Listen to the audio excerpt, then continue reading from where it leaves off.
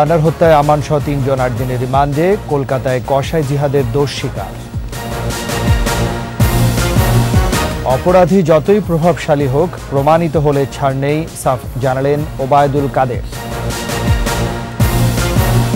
বঙ্গোপসাগরে সৃষ্ট লঘুর চাপ রূপ নিতে পারে ঘূর্ণিঝড়ে, সমুদ্র বন্দরগুলোতে সতর্কতা সংকেত।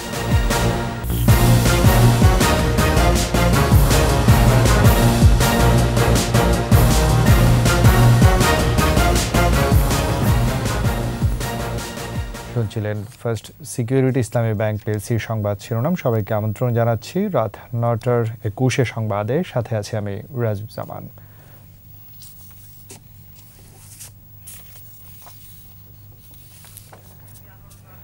এমপি আনোয়ারুল আজিম আনার হত্যা মামলায় ৩ আসামি আমানুল্লাহ আমান, শিলিস্তা রহমান ও ফয়সালকে ৮ দিন করে রিমান্ড দিয়েছেন আদালত। শুনানি শেষে ঢাকা মেট্রোপলিটন ম্যাজিস্ট্রেট দিলরুবা আফরোজ তিথি আদেশ দেন। বিস্তারিত জানাচ্ছেন পার্থ সারথী। ঢাকার চিফ মেট্রোপলিটন ম্যাজিস্ট্রেট আদালতে সংসদ সদস্য আনার হত্যাকাণ্ডের সাথে জড়িত ৩ আসামিকে হাজির করা হয়। এ সময় মামলার সুষ্ঠু তদন্তের জন্য আসামিদের ১০ দিন করে রিমান্ড আবেদন করেন তদন্ত কর্মকর্তা ডিবি পুলিশের ওয়ারি জোনের সহকারী কমিশনার মাহফুজুল ইসলাম। শুনানি শেষে আসামিদের ৮ দিন করে রিমান্ড মঞ্জুর করেন আদালত। রিমান্ড প্রাপ্তরা হলেন সৈয়দ আমানুল্লাহ আমান ওরফে শিমুল ভুইয়া, ফয়সাল আলী সাজি ওরফে তানভীর ভুইয়া ও শিলিস্তা রহমান। অভিযোগটা ছিল এই রকমের যে ব্যবসায়িক লেনদেনের কারণে আনোয়ারুল আজিম অর্থাৎ এমপি সাহেবের সাথে আখতারুজ্জামান শাহিনের দ্বন্দ্ব দীর্ঘদিনের। ব্যবসায়িক আলোচনার নাম করে ভারতে তাকে নিয়ে গেছে। সে সহজ সরল মনে ভারতে চলে গেছেন। ওখানে গিয়ে এই শাহিন সাহেব এই হত্যাকাণ্ডটা ঘটে। আনোয়ার আজিমের মেয়ের মামলা করা ছিল। আজকে ৩ আসামিকে রিমান্ডের আবেদন করছেন। ১০ দিন করে রিমান্ড চেয়েছেন। প্রত্যেক আসামিকে ৮ দিন করে সতর্কতার সহিত হাইকোর্টের নির্দেশ মোতাবেক জিজ্ঞাসাবাদের জন্য আদেশ দিয়েছেন। এজলাসে চিৎকার করে নিজেকে নির্দোষ দাবি করেন শিলিস্তা রহমান। রিমান্ডে ঘটনার বিস্তারিত জানা যাবে বলে মন্তব্য করেন আইনজীবীরা। এছাড়া ঘটনার সূত্রপাত বাংলাদেশে হওয়ায় বিচার বাংলাদেশেই হওয়ার আশাবাদ জানান রাষ্ট্রপক্ষের আইনজীবী। পার্থ সারথী, ২১ টেলিভিশন, ঢাকা। এদিকে সংসদ সদস্য আনারকে হত্যায় অংশ নেয়া কসাই জিহাদকে ১২ দিনের রিমান্ড দিয়েছেন বারাসাতের আদালত। সকাল ১১টার দিকে তাকে উত্তর ২৪ পরগনার বারাসাত আদালতে তোলা হয়। ১৪ দিনের রিমান্ড আবেদনের প্রেক্ষিতে আদালত ১২ দিনের রিমান্ড মঞ্জুর করেন। এই হত্যা মামলায় জিহাদ হাওলাদারকে বৃহস্পতিবার গ্রেফতার করে পশ্চিমবঙ্গের সিআইডি। আনারকে খুনের প্রায় ২ মাস আগে অভিযুক্তরা জিহাদকে মুম্বাই থেকে কলকাতায় নিয়ে আসে। জিহাদ জানায়, আখতারুজ্জামানের নির্দেশেই তিনি সব কাজ করেছেন। এই মিশনে আরও ৪ জন বাংলাদেশি তাকে সহায়তা করেছেন বলেও জানায় কসাই জিহাদ।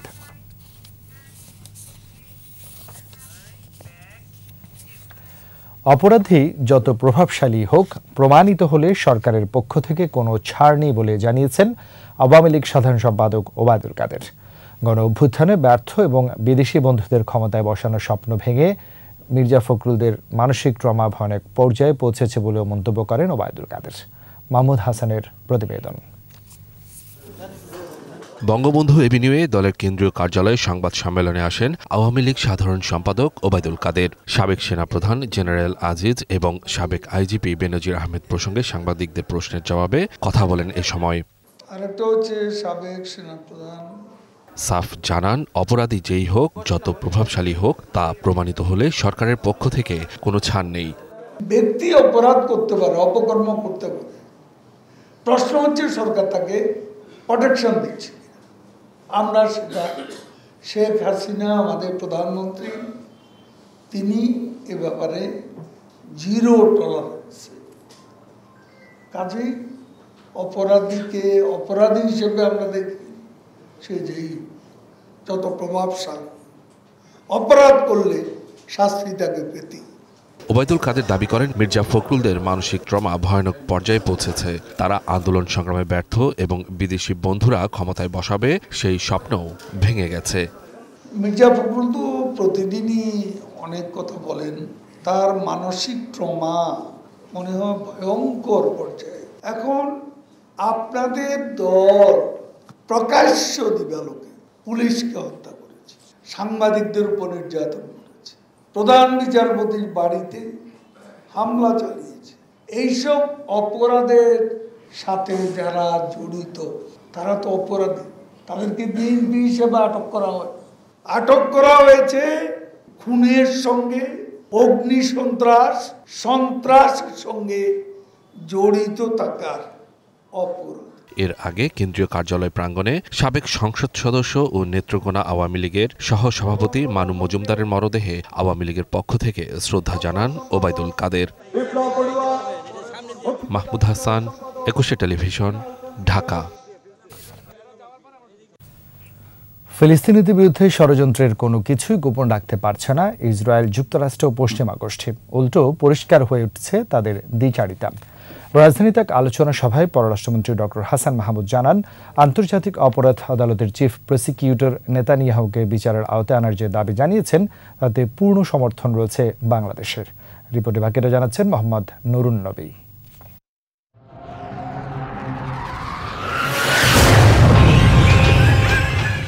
নিজ ভূমে পরাধীন ফিলিস্তিনিরা উল্টো আশ্রিতরাই আগ্রাসন চালাচ্ছে আশ্রয়দাতাদের বিরুদ্ধে। জাতিসংঘ সাধারণ পরিষদের ভোটাভুটিতে বেশিরভাগ দেশ স্বাধীন ফিলিস্তিনি রাষ্ট্রের পক্ষে সমর্থন দিলেও জায়নিস্ট গোষ্ঠী সে পথে হাঁটছে না, বরং প্রতিনিয়ত নারী শিশুদের নির্বিচারে হত্যা করা হচ্ছে। গাজার প্রতিটা ইঞ্চি দখলদারিত্ব প্রতিষ্ঠায় মরিয়া ইসরায়েল।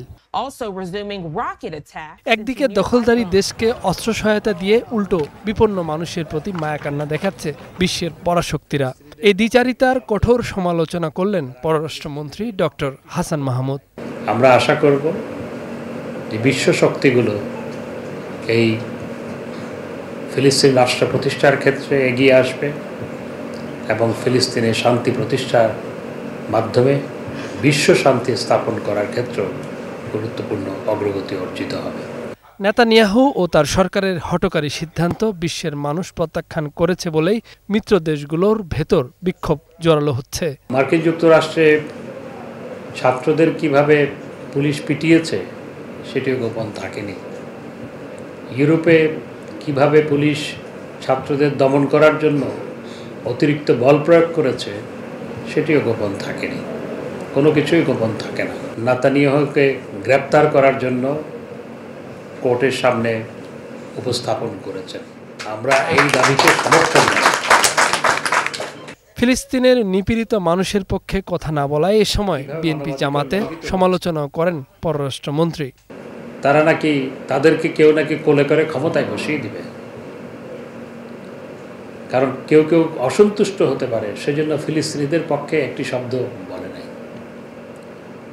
ওরা কিভাবে মানুষের দেশের স্বার্থ রক্ষা করবে? মোহাম্মদ নুরুন নবী, 21 টেলিভিশন, ঢাকা। বঙ্গোপসাগরের সৃষ্ট লঘুচাপটি নিম্নচাপে পরিণত হয়েছে। 24 ঘন্টায় এটি আরও ঘনীভূত হয়ে ঘূর্ণিঝড়ের রূপ নিতে পারে বলে জানিয়েছে আবহাওয়া অফিস। এটি ঘূর্ণিঝড়ের রূপ নিলে নাম হবে রেমাল। চট্টগ্রাম, কক্সবাজার, মোংলা ও পায়রা সমুদ্র বন্দরকে 1 নম্বর দূরবর্তী সংকেত দেখিয়ে যেতে বলা হয়েছে। মানিক শিকদারের রিপোর্ট। পূর্ব মধ্য বঙ্গোপসাগর ও তৎসংলগ্ন পশ্চিম মধ্য বঙ্গোপসাগর এলাকায় অবস্থানরত নিম্নচাপটি উত্তর পূর্ব দিকে অগ্রসর হয়ে একই এলাকায় অবস্থান করছে। নিম্নচাপ কেন্দ্রের 44 কিলোমিটারের মধ্যে বাতাসের একটানা সর্বোচ্চ গতিবেগ 40 কিলোমিটার, যা দমকা অথবা ঝড়ো হাওয়ার আকারে 50 কিলোমিটার পর্যন্ত বৃদ্ধি পাচ্ছে। আগামী 24 ঘন্টায় নিম্নচাপটি ঘূর্ণিঝড়ে পরিণত হতে পারে। ঘূর্ণিঝড়ের নাম হবে রেমাল। ক্রমশ এই নিম্নচাপ থেকে গভীর নিম্নচাপ এবং সাইক্লোনের রূপ নেওয়ার জন্য উপযোগী পরিবেশ তৈরি হয়েছে এবং এই মানগুলো ক্রমান্বয়ে বৃদ্ধি পেয়েছে, যা সাইক্লোজেনেসিসকে ত্বরান্বিত করছে। ঘূর্ণিঝড় হলে এটি রোববার রাতে উপকূলে আঘাত হানতে পারে। এটি বাংলাদেশ এবং পশ্চিমবঙ্গের সাগর আইল্যান্ড এবং বাংলাদেশের খুলনা, পায়রা, মোংলা, খেপুপাড়া এই উপকূল বরাবর অভিমুখ করে আছে। সুতরাং এটি শক্তিমাত্রা অর্জন করলে বাংলাদেশের দিকে ক্রমশ সে শক্তিমাত্রা অর্জন করে ধেয়ে আসবে, এটাই স্বাভাবিক। এই অবস্থায় পরবর্তী নির্দেশ না দেওয়া পর্যন্ত সাগরে অবস্থানরত মাছ ধরার নৌকা ও নৌযানকে উপকূলের কাছাকাছি থাকতে বলা হয়েছে। এই নিম্নচাপের চারিদিকে সাগর খুব উত্তল রয়েছে। আমরা এই জন্য সমুদ্রগামী জাহাজ এবং মাছ ধরার নৌকা ট্রলার সমূহকে উপকূলের কাছাকাছি থেকে সাবধানে চলাচল করতে বলেছি। এদিকে নিম্নচাপের প্রভাবে সারা দেশের তাপমাত্রা বেড়েছে।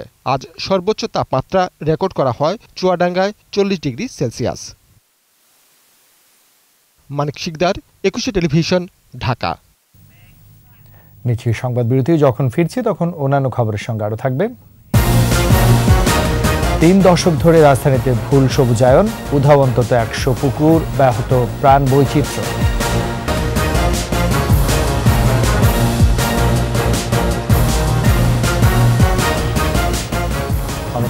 আপনার 21 সংবাদে 3 দশকের রাজধানীতে বৃক্ষরোপণ হয়েছে অবৈজ্ঞানিক পদ্ধতিতে। উদ্ভিদবিদরা বলছেন, দেশি প্রজাতির বদলে পরিবেশ অনুপযোগী বিদেশি প্রজাতিতেই হয়েছে ভুল সবুজায়ন। ফুল ফল না দেওয়ার সেসব গাছ প্রাণীবান্ধব না হওয়ায় রাজধানীতে পাখির সংখ্যা প্রায় বিলীন। হুমকিতে দেশি বৃক্ষ। অপরিকল্পিত গাছ নিয়ে শৈলী শবনমের 2 পর্বের 21 স্পেশাল আজ প্রথম পর্ব।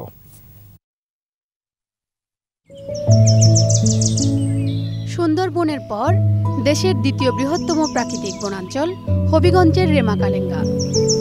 সংরক্ষিত ও বন্যপ্রাণীর অভয়ারণ্য এই বনাঞ্চলে পাওয়া যায় কয়েকশো প্রজাতির উদ্ভিদ, লতাপাতা, গাছ। আছে বন্য শূকর, হরিণ, বাঘ, মাছ, সাপ, পাখি সহ বিভিন্ন ধরনের প্রাণীও। কিন্তু এমন বৈচিত্র্যময় বনাঞ্চল ধ্বংস করে কক্সবাজারের রামু রাবার বাগান, সিলেটের চা বাগানের মতো স্থানে একক কৃষি ব্যবস্থাপনা গড়ে তোলা হলে গত 30 বছরে ঢাকার সবুজ এলাকা 20% থেকে কমে দাঁড়িয়েছে 7%। গাছ কমায় দূষণে ভারী হয়েছে বাতাস, বেড়েছে অসহনীয় গরমও। নানা প্রকল্পের অধীনে তাপ নিয়ন্ত্রণ, সবুজায়ন ও সৌন্দর্য বর্ধনের নামে আনা হয়েছে ব্যয়বহুল ও পরিবেশ অনুপযোগী নানা প্রজাতির বিদেশি গাছ।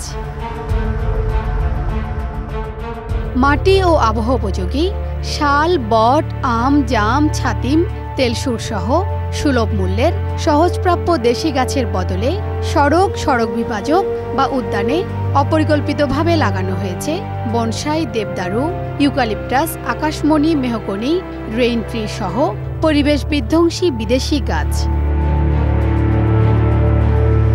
বিমানবন্দর সড়কের সারি সারি এসব বনসাই এরই অংশবিশেষ। উদ্ভিদবিদরা বলছেন, এসব গাছ এদেশের মাটির সাথে সম্পর্কহীন এবং উর্বরতা নষ্ট করে। পরিবেশ বান্ধব না হওয়ায় আবাস গড়ে না পাখিরা, ক্ষতিগ্রস্ত প্রাণ প্রকৃতিও। যে গাছগুলো আমার পরিবেশের বিশাল একটা কম্পোনেন্টকে সাপোর্ট দিতে পারবে না, সেই গাছগুলো লাগালে তো পরিবেশের ইমব্যালেন্স তৈরি হচ্ছে। আজকে ঢাকা শহরে তাকালে কোনো পশু পাখি দেখি না। কেন? কারণ খাওয়া নাই, ফুল নাই, ফল নাই। হ্যাঁ, সেরকম ব্রাঞ্চিং প্যাটার্ন নাই, সেখানে যে বাসা বাঁধবে, সিকিউরলি সে থাকতে পারবে, সে ব্যবস্থাপনা সেখানে নাই। আমাদের গ্রিন আছে, সেটা কিন্তু রাইট গ্রিনিং না। দেশি প্রজাতি রক্ষা ও পরিবেশ বাঁচাতে ব্যবসায়িক স্বার্থে প্রকল্প তৈরি বন্ধের তাগিদ বিশেষজ্ঞদের। এই ধরনের বৃক্ষ যদি বেশি হয়ে যায় তাহলে আমাদের দেশীয় প্রজাতির গাছগুলো বিলুপ্তির পথে চলে যাবে। আমাদের অনেক দেশীয় প্রজাতির গাছ অলরেডি বিলুপ্তির পথে আছে। সেই ক্ষেত্রে দেশীয় বিলুপ্তি প্রায় গাছগুলোকে এনে নার্সিং করে প্রমোট করার পরিবর্তে বিদেশি গাছ আমদানি করে শুধুমাত্র সৌন্দর্যবর্ধনের নামে এগুলোকে রাস্তার পাশে নিয়ে আসা, প্রকল্পের তৈরি করার বা লাভ করার বা ব্যবসা করার একটি প্রচেষ্টা মাত্র। রাজধানীকে টেকসই উপায়ে সুরক্ষিত ও দৃষ্টিনন্দন করতে দীর্ঘমেয়াদী ও পরিকল্পিত বৃক্ষরোপণের পরামর্শ তাদের। ঢাকা শহরটা আমরা যতটুকু জেনেছি ইতিহাস থেকে, এটা শাল ফরেস্টের জোন। শাল হচ্ছে একটা আইকনিক ট্রি, তার সাথে 100 প্রকারের বৃক্ষ ছিল। সেই 100 প্রকারের গাছের কোনোটাই ঢাকা শহরে দেখছি না। গাছের দিকে তাকালে তো আমরা বুঝতে পারি যে এটা কোনো সত্যিকার এক্সপার্টের মতামত নিয়ে হয় নাই। রমনা পার্ক, সোহরাওয়ার্দী উদ্যান ও ঢাকা বিশ্ববিদ্যালয় এলাকায় পরিচালিত গবেষণা বলছে, এসব এলাকার 58% গাছই বিদেশি প্রজাতির। বিদেশি গাছের আধিক্যে যখন দেশীয় প্রজাতির গাছের অস্তিত্ব বিপন্ন, তখন বিশেষজ্ঞরা বলছেন প্রয়োজনে নীতিমালা ও আইন প্রণয়ন করে বিদেশি গাছ আমদানি বন্ধ করতে হবে। এবং একই সাথে এখানকার মাটি এবং আবহাওয়া অনুযায়ী গাছ লাগিয়ে বাঁচাতে হবে দেশের প্রাণ প্রকৃতি। শিউলি শবনম, একুশে টেলিভিশন, ঢাকা। আর এরই সাথে শেষ করছি রাত 9টার 21 সংবাদ। আবার আগে ফার্স্ট সিকিউরিটি ইসলামী ব্যাংক পিএসসি সংবাদ শিরোনামগুলো জানাচ্ছি আরও একবার। এমপি আনার হত্যায় আমান সহ 3 জন 8 দিনের রিমান্ডে, কলকাতায় কসাই জিহাদের দোষ স্বীকার।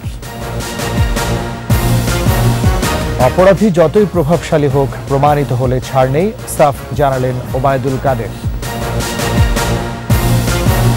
বঙ্গোপসাগরে সৃষ্ট লঘুচাপ রূপ নিতে পারে ঘূর্ণিঝড়ে, সমুদ্র বন্দরগুলোতে সতর্কতা সংকেত।